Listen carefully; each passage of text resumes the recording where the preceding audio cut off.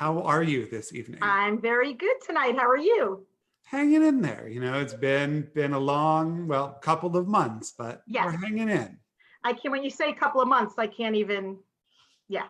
I had the pleasure of talking to Dr. Andy Ryback yesterday. And one of the things we realized is I had him on the first day that we were doing this.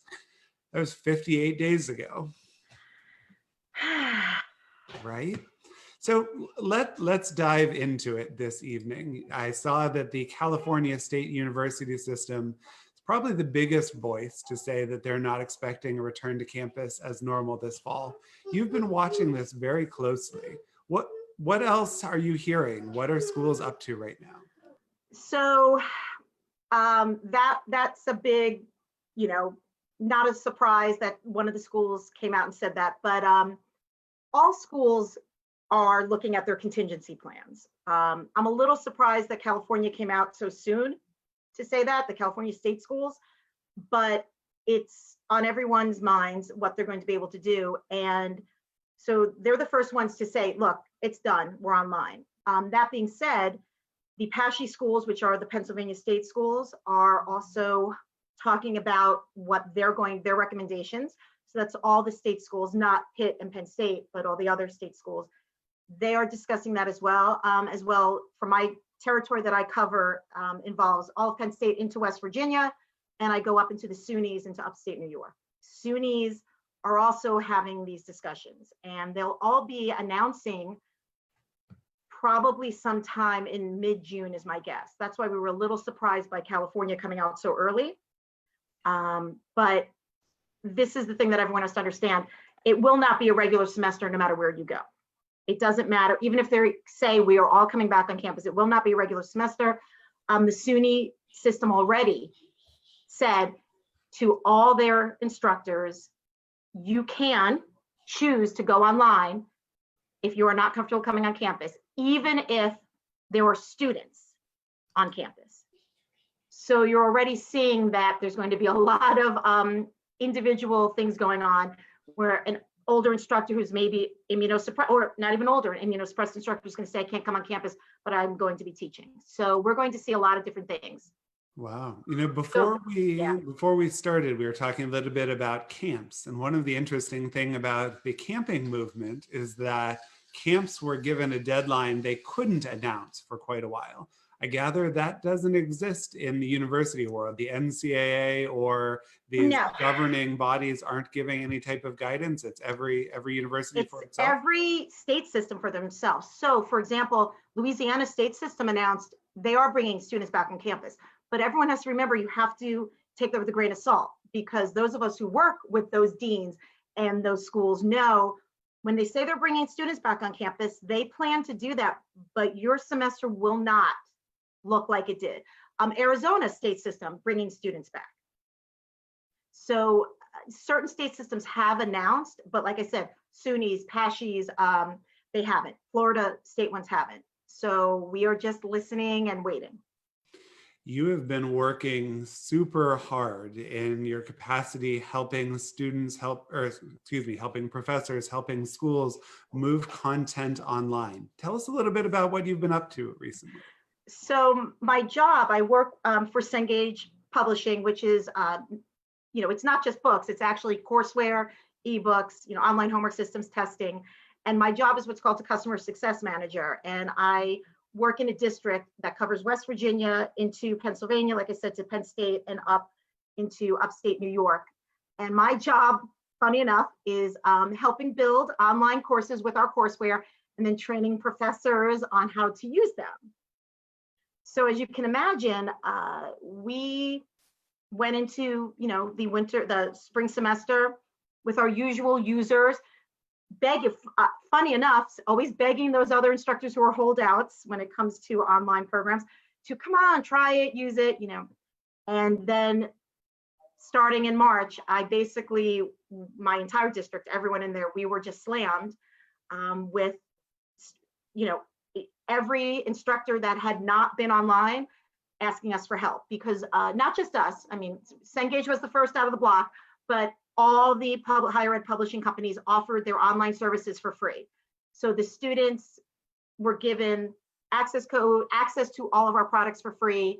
Instructors, I mean, we gave everything out for free. So it was, I believe in my district, in a 3-week time period, we as a group built and trained around 400 individual courses that had not been having an online component in January. So it was a little crazy. Right. One of the things we've been joking about in the rabbinate is we never would have guessed closing the building would have meant working harder than ever before. But with everyone closing, you've been working far harder than. I joke around that I've never worked this hard at this job, and I've been in the business for 25 years. So this was the hardest I worked. Yeah. So say a little bit more about the online content. As professors are making this transition, as schools are, as they're learning the technology, are they able to offer the same level of content that they're able to offer in person? So I'm going to say that it's no, yes, no, and sort of yes. So I'll start with the easy one, which no. So some of the no's would be things like lab, right? Anything with a lab. All the companies have lab simulations. We've done our best with them. We helped a bunch of physics and chem instructors and built these labs. But no, that is not the same. The simulation cannot replace that. Nursing, you cannot replace clinical hours. We have, not my company, but another company has videos that you work with a patient. It's just not the same. So no, you can't in those situations. You can't do an architecture lab. You're an art, student. You can't. So we have to just be really honest. No. So where's the no, yes, right? So I'll say with the depends. That's a no, yes, depends on the instructor, obviously, and how big the course is. So you've got, let's say, some sort of small 20-person class. We're going to go on Zoom. We've all been on Zooms that actually were pretty good, right? Enjoyed it, got a lot out of it. We've all been on Zooms that were pretty bad. And I was, looking at my phone the whole time. So it's the same thing. What we're finding is some instructors have just embraced this and really done everything they can. We've taught them to use our products that allow interaction in live time. I mean, I've worked with instructors where they go, oh my gosh, this is great. We can do speeches together and, write things, to each other. I said, absolutely, in live time, yes. Then you have those instructors who have never even used their school's what's called learning management system. Every school has one, which is where they're supposed to post grades and notes. So it depends. You can have a decent class online in a small setting, and sometimes you can't. And then the final one, and I don't want to say it's exactly the same, but what I will say is this: large lectures that are typically prerequisite courses. So I want you to think about the freshman experience. Econ, psychology, calculus, sociology, those classes that you're just taking, those large lectures. I believe we can deliver a pretty good product. And in some ways, depending on the instructor, I will say our product is better for the student. And we actually had some feedback about that the students preferred our lecture videos and our interactive program than what they were getting in place of they like that better than the actual instructor.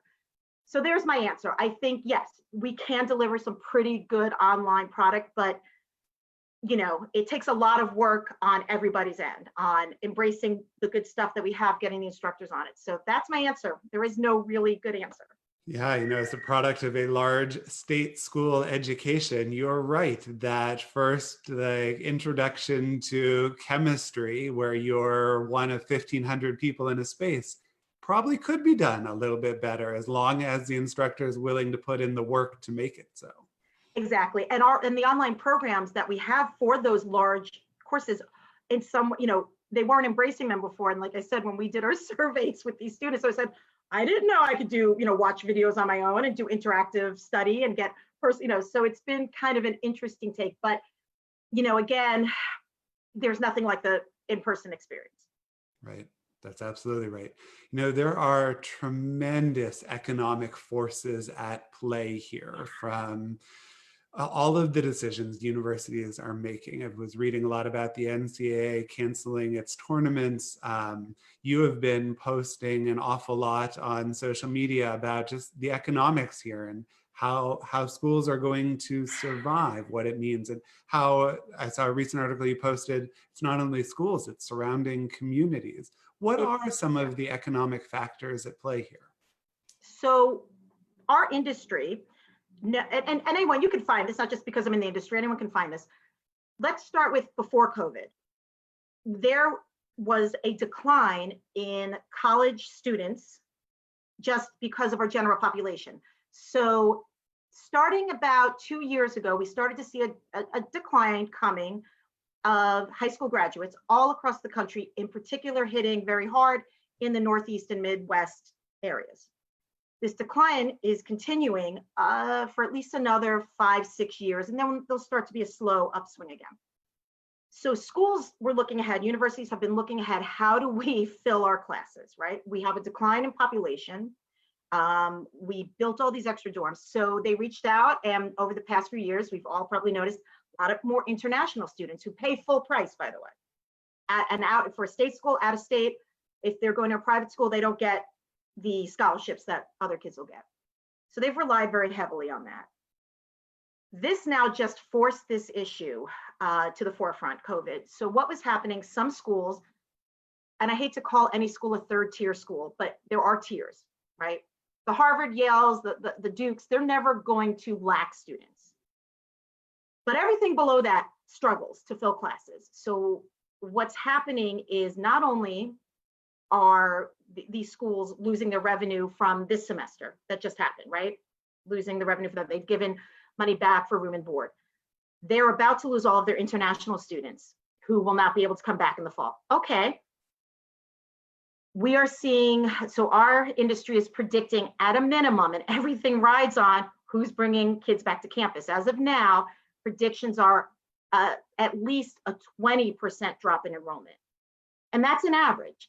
Now, think about a place, some of these places, I don't know if anyone else has been hearing this, but we have wait lists. Oh, everyone's getting off the wait list right now. They're all getting off the wait list. So again, those schools that are well known, they'll fill their class. They will take everyone off that, they'll fill it.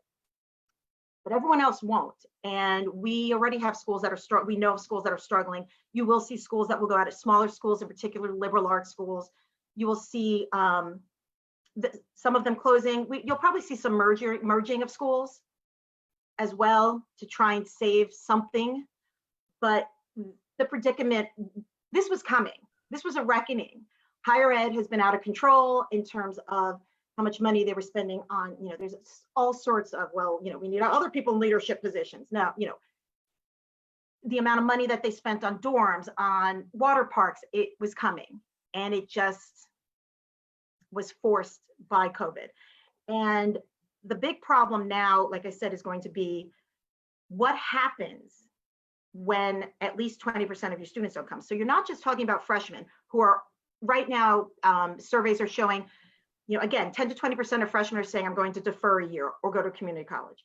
That's just that class. There are sophomores, juniors, and seniors who aren't going to come back as well, take a year or two off.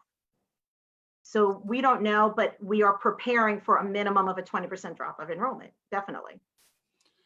It's staggering to think about the impact that will have on so many different facets of the economy, on restaurants and this new parents of freshmen, cover your ears, but the bar scene, holy cow, there's going to be a lot of small businesses that are impacted. Well, that's one of the sad things. So Penn State, because I cover that school, State College, if they don't get those students there, if they don't have students there in the fall, you will see those wonderful small businesses that are all over State College. Everyone who's been there, it's a great town.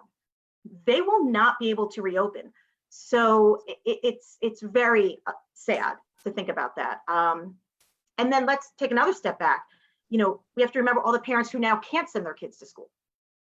There's so many factors, there's so much going on. So interestingly, anyone whose kid got some merit aid, you should all be asking for more as well. Merit aid is actually just a discount.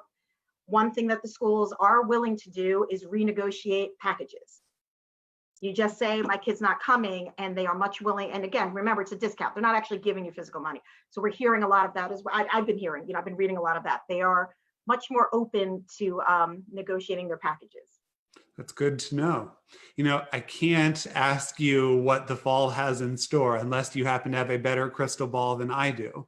But I am curious to know what of the changes that universities have started to make in response to COVID-19, what do you think is durable and is here to stay? So a lot of schools were going to hybrid models anyway, right? So, space-wise, things like that, it sometimes is good to have having both online and in person. That does work to an extent. Online classes, what that allows you to do is have more students in the class as well. That being said, MOOCs, which were those, massive online or open classes, did not go very well. That's why they've kind of disappeared. So I don't really know where that's going to go. What I see is a bunch of things happening. So for fall, I can tell, this is one thing I can tell you. Across the board, any school you go to, every single class will have a required online component. Every class, doesn't matter what it is. And the reason for that is not just because, well, if we have to go and send the students home again, we don't want this rush, this mad rush, right? When I spoke to some of my professors, what they were saying and they were being told was the reason why you have to have that online required component is, what if a kid, had to go home for something and they just found out that they were exposed and now they have to quarantine for 14 days. We need to have them be able to, still continue in the class. What about a student who just isn't comfortable? They heard that there is a breakout somewhere, of it. So they've all got to have that set. So I think what's going to happen is you're going to see these online components to the class, ebooks, which are so much cheaper anyway. I think that will stick. I think that will be stickier. I think you will see the use of, online programs and homework systems, things like that. I think that will stay. That kind of stuff I'll see. I definitely think you'll see that stay.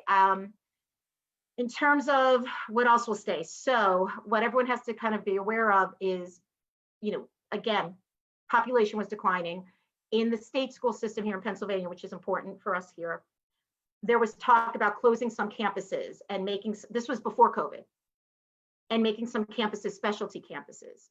I think you're going to start seeing that kind of creative way of thinking about how do we re-envision our campuses, right?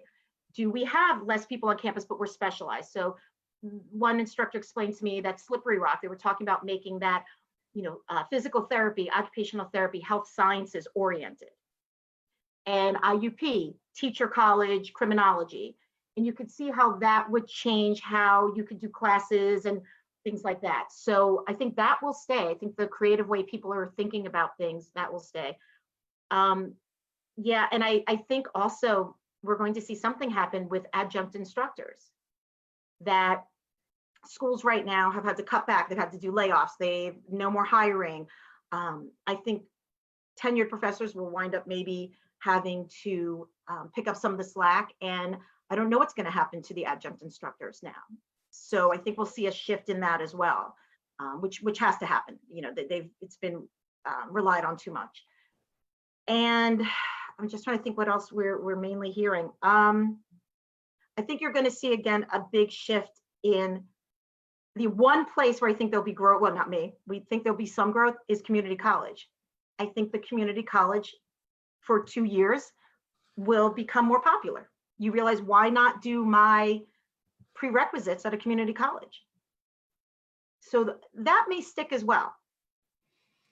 It's amazing to think how disruptive this is going to be. And we're talking about the fall, but there's no let up in sight here. While there are right. optimistic calls to open things up earlier, until medicine and science is able to back that up, it's going to be a slog. It is, and like I said, and I hope everyone gives a little, cuts the professors a break. I have to say, so many of them, when they were in touch with us, I mean, they really were worried about their students. And I know a lot of kids, because my own kids were online, may not have had the best experience with some instructors, but I can tell you, they all were trying really hard And they really were. And I felt really bad because they really worried about their students and how this was going to work and how was I going to help them. And, so when your kids are complaining about their online class, trust me, the professors were not happy. This was their worst nightmare. They did not want to do this. And they were really worried about their students. That's legit. They were really, really worried about their students. It's an important reminder, just as we know we need to be gentle with ourselves as we're making mistakes. So too do we need to be gentle with those who are doing their best. Right. Well, we followed some of the Reddits for some of these universities that we cover. And I was just like, oh, come on, kids, cut the guy a break. It's not his fault. He's trying. He's trying. Right. Well, I am so grateful for everything you are doing to make this possible, right? You fall into the category of essential worker who's we laugh kids. About that, right? It's kind of like, and some of my professors have said, well, I'll try not to bother you over the weekend. I said, yeah, I have nothing else to do. So we've been working. I work on the weekends. They text me. I was like, all right, I'll go fix it. But and part of the reason I do it is because I see my own kids, right, on the computer, and I figure, something's happening. They need some help. I want to help them. So, and everything's online for summer. So this is all starting up again right now. Yeah. So we shall see. I guess the last question that I have for you is for people who are part of this conversation tonight, who are interested in what the future holds. Where are you looking for information? Who do you turn to? Who's more reliable in this space? So you should always check the Chronicle of Higher Education and Inside Higher Education. Those are great ones where you will get a lot of information. Also, you're going to laugh, but there are online a lot of college advisors. And you can just follow them on social media. And they follow because they get emails. So I actually just posted something that was direct from Syracuse to me. So I was able to post that. College advisors will often get those direct emails. They have, their own people that send them stuff. Those are fantastic. That's where I get a lot of individual school information from. So Inside Higher Education, Chronicle of Higher Ed, EdSurge, and then, like I said, I follow a bunch of different college advisors who I'm amazed at the information they get. They really get some great stuff, and they all allow you to just follow them on different social media platforms, and you will get constant updates and information. I imagine for families who are looking at the fall with a very wary eye, all of that constant information it may not be healthy, but it is going to be where a lot of attention is focused. Yeah, it really is. And, I wish, we could get some answers, but I have a feeling kids will go back to campus because the schools need them. They need them there. The towns need them there. But there's no guarantee what that's going to look like and if they'll even remain there. Right. So let's put it this way. I have 2 kids that are supposed to go back to college in the fall. As of now, I'm hearing both their schools are bringing them back, and I'm going to send them. I'm going to take the chance and I'm going to send them. I will, knowing full well. And it is what it is. It'll give you enough time to at least wash the sheets before you get them back. Exactly. At least get the house clean. Stop finding just food everywhere and garbage. A friend posted online that trying to clean with children in the house, regardless of what age, is kind of like trying to brush your teeth with Oreos in your mouth. Yeah, that's actually really, yeah. I think that's a perfect, yeah. So, right, they'll both go. I'll get the house clean. If they have to come back, they have to come back. Right. Deb Levy, I'm so grateful for your time. Thank you for sharing these insights with us. Of course, anytime. And if anyone wants to send me an email, I'm right there in the book. I'm in the temple book. Have a question for me, anything like that. I can tell you what I know, what I see, especially when it comes to the Pennsylvania state schools. That in particular, and SUNYs and stuff, I get a lot of information about. West Virginia is opening up WVU for anyone who's sending their kids there. That's the only one I know for sure. Wow. Interesting. And we'll keep a close eye on it. Thank you so much for your time this evening. Thank you. Bye, everyone.